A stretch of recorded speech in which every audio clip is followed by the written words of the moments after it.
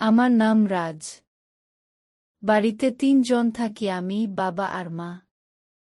আর এক কাকা আছে সমীর, যে দূরে থাকে, মাঝে মাঝে আসে। মায়ের সাথে খুব ভাব। আর মায়ের প্রতি যে কাকার এক আকর্ষণ আছে তা মা জানত। হয়তো মাও কাকুকে পছন্দ করত। যাই হোক, মায়ের নাম কাকলি। আমার মা সাধারণ গৃহবধূ। আহামরি সুন্দর নয় দেখতে। গায়ের রঙও খুব ফর্সা নয়। তবে শরীরের গঠন বেশ দারুণ। যে কাউকে সে আসক্ত করতে পারে। ঘটনাটি আগের মা আমাকে নিয়ে তার বান্ধবীর বাড়ি নিয়ে গিয়েছিল। বাড়ি ফেরার জন্য সন্ধ্যাবেলায় বাসে উঠতে যাব, হঠাৎ দূর সম্পর্কের সমীর কাকার সাথে দেখা। আমি তো খুবই খুশি। মায়ের মুখে দেখলাম আনন্দ, ভয়, লজ্জা, দুষ্টুমি সব মিশে আছে। একটা বাস আসতেই আমরা বাসে উঠে গেলাম। 3 সিটারে আমি জানলার দিকে, মা মাঝে আর কাকা ধারে বসল। আমি জানলার বাইরে তাকিয়েছিলাম, হঠাৎ শুনলাম মা যেন কি একটা বিষয়ে না না করছে আর কাকা রাজি করানোর চেষ্টা করছে। আমি, মা, ও মা, কি হয়েছে? কাকা, আমি তোমাদের নিয়ে বাইরে ঘুরতে যাব, তাই তোমার মাকে রাজি করাচ্ছি। আমি, ও মা, চল না ঘুরতে যাব। কতদিন যাইনি। মা আমার মুখের দিকে তাকিয়ে কি যেন ভাবল, একটু মুচকি হেসে নীল, যেন মনে মনে ভাবল, বাবু, তোমার মাকে নিয়ে ঘুরতে নয়, তোমার মায়ের সাথে খেলতে চাই তোমার কাকু। মা, আমার বাবু যখন চাই তাহলে তো যেতেই হবে। আমি, কি মজা। হঠাৎ বাবার কল আসল মায়ের ফোনে। মা কাকার দিকে একবার তাকিয়ে ফোনটা তুলল। মা, কি গো? বাবা, কতদূর পৌঁছলে? মা, আর বলো না, বান্ধবী আজ যেতে দিল না, তাই কাল যাব। বাবা, ও, বাবুকে সাবধানে রাখবে। মা, হ্যাঁ হ্যাঁ। আর তুমি রাতের খাবারটা একটু ম্যানেজ করে নিও। আমি তো অবাক, মা কেন মিথ্যে বলল? কাকু, বাবু তোমার বাবাকে বলে দিলে আমাদের আর ঘুরতে দিত না। বুঝলে সোনা? কাকু এবার দেখলাম মায়ের বাম হাতটা নিজের হাতে নিয়ে ছানতে লাগল। আমার কেমন হিংসা হলো, তাই আমি মায়ের ডান হাতটা নিজের হাতে নিয়ে নিলাম। এটা দেখে ওরা হাসতে লাগল। নিষ্পাপ আমিও হেসে উঠলাম। একটু পরে বাসটা একটা হোটেলের সামনে এসে দাঁড়াল। কিন্তু কাকা যে বলল ঘুরতে যাবে, তাহলে এখানে কেন? বাস থেকে আমরা নেমে হোটেল কাউন্টারের দিকে এগিয়ে গেলাম। দেখলাম কাঁচা পাকা দাড়িওয়ালা একজন বসে আছে। কাকা, রবি ভাই, একটা ভালো রুম দিন দেখি 1 রাতের জন্য। রবি মায়ের দিকে আপাদমস্তক একবার তাকিয়ে এক কর্মচারীকে একটা রুম দেখাতে বলল। কাকা, বৌদি, তোমরা যাও, আমি পেমেন্ট করে আসছি। যাই হোক, আমরা রুমে এসে উঠলাম। রুমটা বেশ বড়, একটা ব্যালকনিও আছে। আমি ছুটে গিয়ে খাটে উঠে গেলাম। মা দাঁড়িয়ে দাঁড়িয়ে রুমটা দেখতে লাগল। কর্মচারীটা চলে গেল আর কাকা এসে রুমটা লক করে দিল। আমাকে অবাক করে দিয়ে কাকা ঠিক মায়ের পিছনে এসে দাঁড়াল আর কাকা নিজের লাঠিটা মায়ের পিছনের ঘষতে লাগল। মা কথা বলে আমাকে ভোলানোর চেষ্টা করছিল। মা, আমার বাবু আজ রাতে কি খাবে? আমি, চাউমিন। কাকা, তাই হবে, আমি অর্ডার দিয়ে দিচ্ছি। মা দেখলাম ব্যালকনির দিকে চলে গেল। কাকু, বাবু তোর মাকে ভয় দেখাব, তুই কি সাথ দিবি? আমি, হ্যাঁ, অনেক দিন মাকে ভয় দেখান হয়নি। কি মজা। কাকা, আমি বাথরুমে লুকালাম, তোর মা এলে বলবি বাইরে গেছি। যখনই বাথরুমে ঢুকবে আমি ভয় দেখাব আর তুইও পিছন থেকে ধরা দিতে পারবি। কিন্তু কাকা কেন যেন কথাগুলো জোরে জোরে বলল জানি না। আমি কি মজা। কাকু লুকিয়ে গেল বাথরুমে। মা দেখলাম ব্যালকনি থেকে ফিরে এসেছে। মা, তোর কাকা কই রে? আমি বাইরে গেল তো। মা, আমি তবে বাথরুম থেকে হাত মুখ ধুয়ে আসি আর নাইটিটা পরে নিই। আমি মনে মনে ভাবলাম যাও না যাও, ভেতরে গেলেই টের পাবে। আমি হুররে। আমি ধাপ্পা দেব বলে গেলাম, কিন্তু যাহ, বাথরুমের দরজা তো ভেতর থেকে বন্ধ। কেমন যেন বোকা বনে গেলাম। একটু চিন্তা হলো। আমি মাও মা, কি করছো? কাকাও কাকা, তোমরা কি করছো? 1-1.5 মিনিট পর মা একটা গোলাপি নাইটি পরে বেরিয়ে আসল। মা, বাবু। কাকুর সাথে মিলে মাকে ভয় দেখান হচ্ছে খুব। আমি হি হি করে হেসে উঠলাম। তারপর কাকা মুখে এক গাল হাসি নিয়ে বেরিয়ে আসল।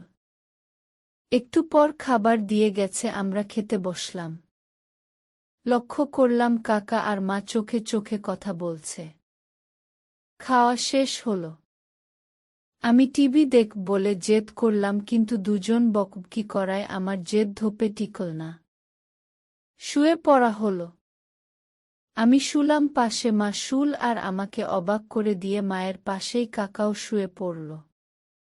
মা আমার মাথায় হাত বুলিয়ে ঘুম পাড়ানোর চেষ্টা করছিল। আমি একটু পর চোখ খুলে দেখি কাকার হাত মায়ের উপর ঘোরাফেরা করছে আর মা চোখ বুজে পড়ে আছে। আমার কেমন একটা অনুভূতি হল। আমি উঠে বসলাম। মা, কি করছো গো তোমরা? মা, কিছু না বাবু। আমার হাতে পায়ে একটু ব্যথা, তাই কাকু টিপে দিচ্ছে।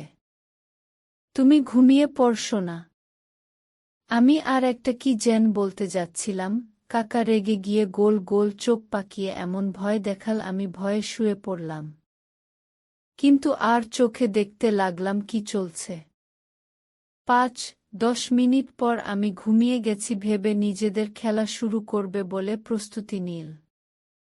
কাকার হাত আরো জোরে জোরে মায়ের উপর ঘুরতে লাগল। মা চোখ বুজেই সবটা উপভোগ করছিল।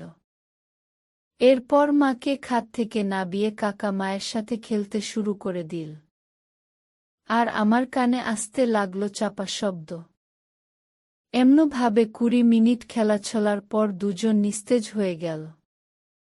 তারপর মা নিজের নাইটি পরল, কাকা নিজের জামা প্যান্ট পরে নিল। মা শুয়ে পড়ল, কাকা দেখলাম শুল না, বরং ব্যালকনির দিকে গেল। মা খানিকক্ষণ অপেক্ষা করেও যখন দেখল যে তার কাকা শুতে আসেনি, মা নিজেই ব্যালকনিতে গেল। মা, কি গো? শোবে না? কত রাত হল? কাকা, না গো বৌদি। তুমি ঘুমিয়ে পড়ো, আমার ঘুম আসছে না। মা, কেন? কাকা, ওই কাউন্টারে যে রবি ছিল, ও আমার কাছে অনেক টাকা পায়। আর কাল সকালের মধ্যেই শোধ দিতে হবে। মা, তাহলে এখানে আসলে কেন?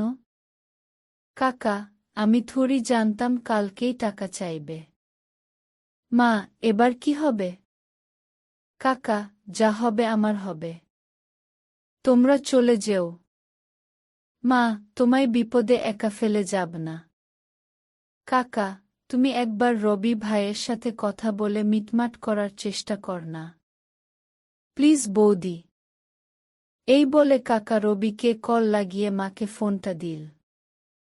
মা, হ্যাঁ রবি ভাই, আমি ওই সকালের বৌদি আর কিছু শুনতে পেলাম না, তবে মনে হয় রবি মায়ের কাছে কোনো অন্যায় আবদার করে বসেছে। তবে মা না না করছিল। মা, এ কিভাবে সম্ভব? আমি পারব না।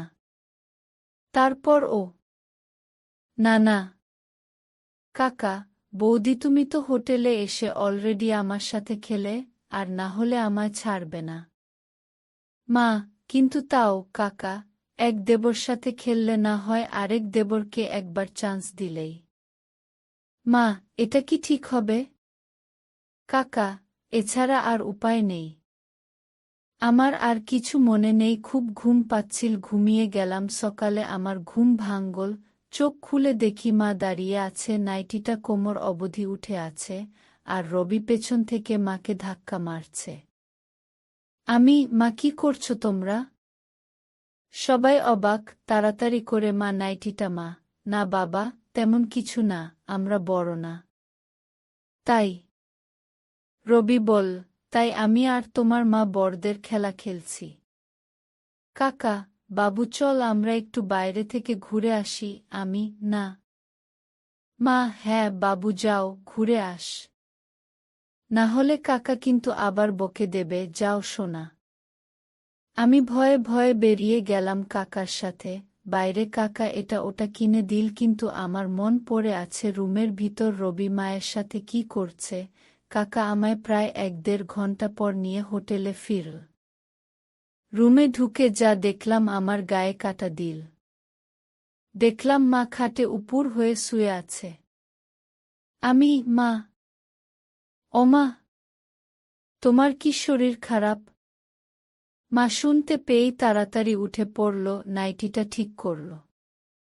মা, আমার সোনা এসে গেছে। কিছু হয়নি আমার। মা বাথরুম গেল। এবার রুমটা ছাড়ব, রেডি হচ্ছি। মা, বাবু যা যা দেখলে বাবাকে কিচ্ছু বলবে না। বললে বাবা আমাদের আর ঘুরতে দেবে না। আর আমিও খুব কষ্ট পাব। বুঝলে? তাই হবে। বাস থেকে নেমে মা কয়েকটা চকলেট কিনে দিল, যাতে মায়ের হোটেলে গল্প ফাঁস না করে দিই। কয়েকদিন কেটে গেল। আমি একদিন পরীক্ষা দিয়ে বাড়ি এসে জানলাম মা নাকি আবার বান্ধবীর বাড়ি গেছে।